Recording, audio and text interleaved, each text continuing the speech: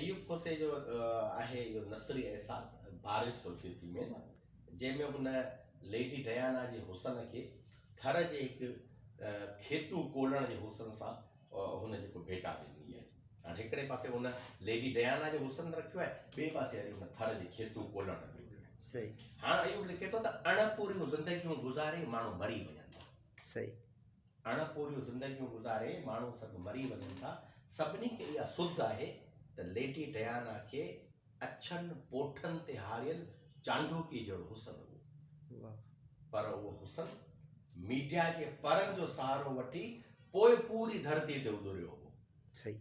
पर थर जे खेतू कोलण खे बि त ओभर जी शाम में इंड नठी पूराली सुनो हुई। जंहिंखे त रुगो उॾंदे ॿाॿीहनि ॾिठो, जंहिंखे त रुगो उॾंदे ॿाॿीहनि ॾिठो, लुॾंदे रोहिड़नि ॾिठो, मुरकंदे थुहरनि ॾिठो ऐं टहक ॾींदे कुंभटनि ॾिठो। पर हूअ दुनिया जे नज़रनि खां ओझल रही यारियुनि मां पेरूं चूंडींदी रही, पीउ जे ॼंघनि जो सूर घटाइण जे लाइ अक फुलियूरींदी रही। इहो कंहिं बि महसूसु न कयो त खेतूअ जे बदन में सौंफ जे खेतनि जी ख़ुशबू अचे हुई। ज़बरदस्त। इहो कंहिं बि महसूसु न कयो त हुन जे अखियुनि जी घूर खिवणियुनि खे गाईंदी हुई। इहो कंहिं बि महसूसु न कयो त हुन जे नंढनि में बि के कहाणियूं हुयूं जेके आरड़ में उयूं मरी वयूं।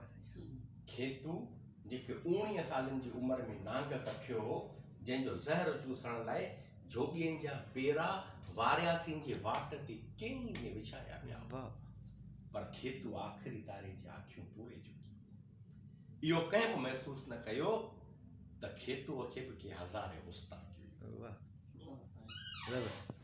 कहिड़ो कमाल